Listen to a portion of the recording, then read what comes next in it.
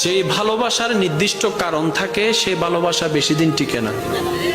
মনে করেন আপনি কাউকে ভালোবেসেছেন তার হাসি দেখে, এই হাসি যতদিন সুন্দর লাগবে ভালোবাসা থাকবে, হাসি যখন সুন্দর লাগবে না ভালোবাসা অটোমেটিক শেষ হয়ে যাবে। তো সত্যিকার ভালোবাসা কি জানেন?